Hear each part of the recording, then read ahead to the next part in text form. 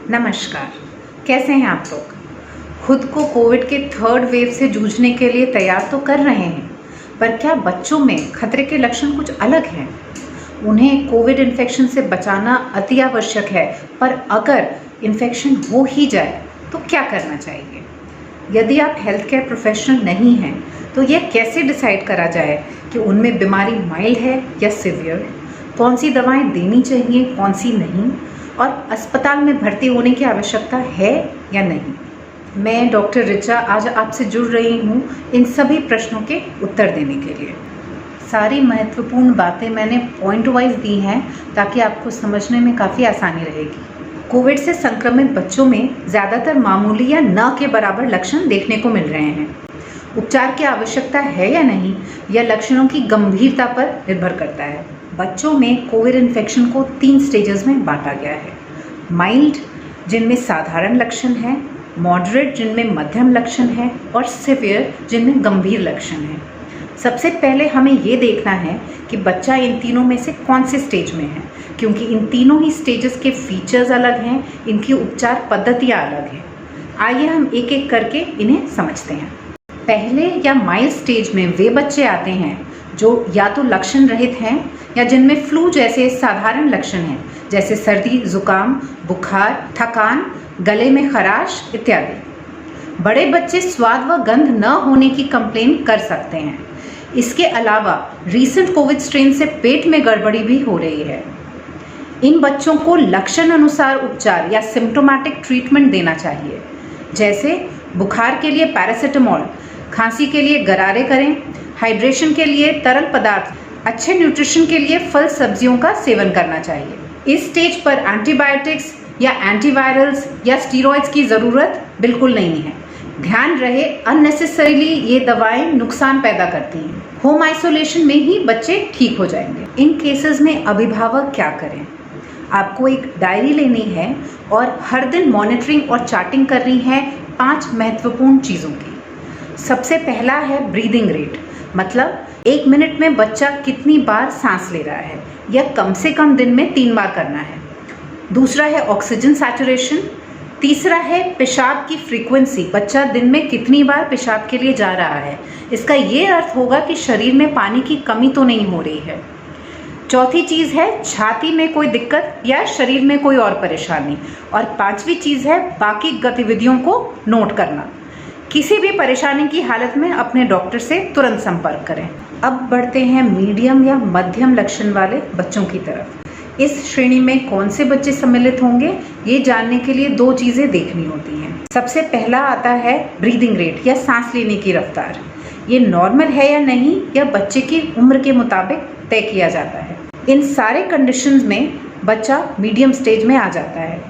दूसरी चीज़ जो देखनी होती है वह है ऑक्सीजन सैचुरेशन।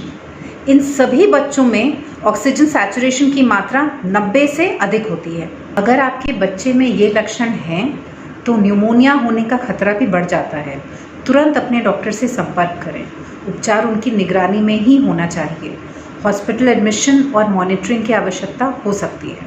उपचार हेतु बुखार के लिए पैरासिटामोल देनी है। बैक्टीरियल इन्फेक्शन में अमॉक्सिसिलिन देने की आवश्यकता होती है। ऑक्सीजन सैचुरेशन अगर 94 या 94% से कम है तो ऑक्सीजन सपोर्ट की ज़रूरत हो सकती है।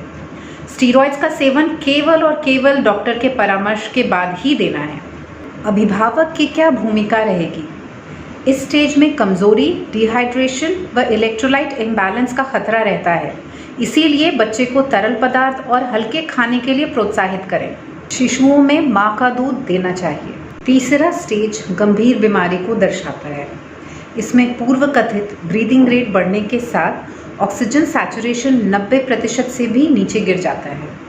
इन बच्चों में pneumonia, acute respiratory distress syndrome या ARDS, मल्टी ऑर्गन डिस्फंक्शन एवं सेप्टिक शॉक का रिस्क काफ़ी ज़्यादा होता है।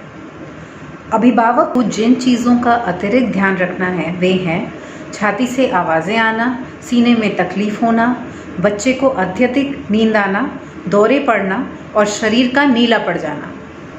इस स्थिति में बच्चे को तुरंत किसी डेडिकेटेड कोविड हॉस्पिटल में भर्ती किया जाना चाहिए। कुछ सीवियर मरीजों में HDU या हाई डिपेंडेंसी यूनिट्स और ICU इंटेंसिव केयर यूनिट्स की आवश्यकता हो सकती है। आपके डॉक्टर कुछ जांचों के लिए बताएंगे, जैसे खून की जांचें जिनमें शामिल है कंप्लीट ब्लड काउंट, किडनी व लिवर फंक्शन टेस्ट और छाती का एक्सरे। इन बच्चों में खून के जरिए या इंट्रावीनस इलाज चलेगा। इनमें स्टीरॉइड्स दिया जाता है। ध्यान देंगे अलग अलग स्टीरॉइड्स के डोज भी अलग अलग होते हैं। एंटीवायरल्स जैसे रेमडेसिविर इंडिकेटेड है। रेगुलरली लिवर और किडनी फंक्शन की जांचें होनी चाहिए। ध्यान रहे सभी दवाइयों की खुराक वजन के हिसाब से दी जाती है। अब कोविड इन्फेक्शन में होने वाले कुछ कॉम्प्लिकेशंस को देखते हैं। सबसे पहले है अक्यूट रेस्पिरेटरी डिस्ट्रेस सिंड्रोम या ARDS। अगर यह माइल्ड फॉर्म में है तो हाई फ्लो ऑक्सीजन दिया जाता है। गंभीर ARDS में मैकेनिकल वेंटिलेशन दी जाती है। अगर ये भी फेल कर जाए तो रेस्क्यू इलाज के तहत जो मशीनें इस्तेमाल में ली जाती हैं वे हैं हाई फ्रीक्वेंसी ऑसिलेटरी वेंटिलेशन, जो आसान भाषा में कहें तो ज़्यादा रफ्तार से सांसें देकर शरीर का ऑक्सीजन लेवल बढ़ाता है। दूसरा है एक्स्ट्रा कॉर्पोरियल मेम्ब्रेन ऑक्सीजनेशन, जिसमें खून मशीन के द्वारा साफ होकर वापस शरीर में भेजा जाता है। अगर बच्चे को सेप्टिक शॉक हो गया है और कोई भी दिल की बीमारी नहीं है तो इंट्रावीनस क्रिस्टलॉइड्स दी जाती हैं। बच्चों में एक और किस्म का रिएक्शन देखा जा रहा है जिसको कहते हैं multi system inflammatory syndrome MIS। इसमें विभिन्न शरीर के अंगों में सूजन दिखता है और प्रमुखतः ये 5 तरह से प्रस्तुति करता है। पहला है रैशेज होना या दोनों आँखों की सूजन, कंजंक्टिवाइटिस होना। दूसरा है BP का गिरना।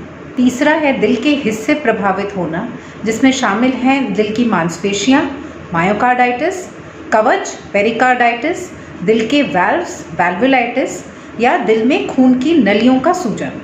इनके डायग्नोसिस के लिए इको किया जाता है या शरीर में ट्रोपोनिन और एंटीप्रो BMP की मात्रा बढ़ जाती है। चौथी है पेट की खराबी, जिसमें उल्टी होना, दस्त होना और पेट में दर्द होता है। पांचवी है खून की जमने की प्रक्रिया में दिक्कत, जिसे कोएगुलोपैथीज बोलते हैं, जिनके लिए जांचें होती हैं PT, PTT और एलिवेटेड D डाइमर। इसके अलावा शरीर में सूजन के कुछ मार्कर्स होते हैं जिनकी मात्रा खून में बढ़ जाती है। MIS के इलाज में 3 तरह की दवाइयाँ लाभकारी होती हैं। सबसे पहले है स्टीरॉइड्स, दूसरा है इंट्रावीनस इम्यूनोग्लोबुलिन्स, तीसरा है एंटीमाइक्रोबियल्स जो किसी और जीवाणु के इन्फेक्शन के लिए दिया जाता है। अगर इस उपचार से लाभ नहीं मिल रहा है तो हमारे पास जो विकल्प बचते हैं वो हैं high dose methylprednisolone, aspirin, heparin और क्लॉटिंग फैक्टर्स। अगर बच्चा किसी हृदय रोग से पीड़ित है तो इको और ECG से मॉनिटरिंग की जाती है। उम्मीद करती हूँ ये वीडियो देखने के बाद बच्चों के प्रति जो आपके मन में दुविधाएं थी उनका थोड़ा निवारण ज़रूर हुआ होगा। किसी भी उलझन की स्थिति में वीडियो को दोबारा देख सकते हैं। जो महत्वपूर्ण पॉइंट्स हैं उनको कहीं नोट कर लें। अपने सखी संबंधियों को भी जागरूक करें। बहुत ही अहम विषय है जिसकी जानकारी सभी को होनी चाहिए। अगले वीडियो तक के लिए अपना ख्याल रखिए। नमस्कार।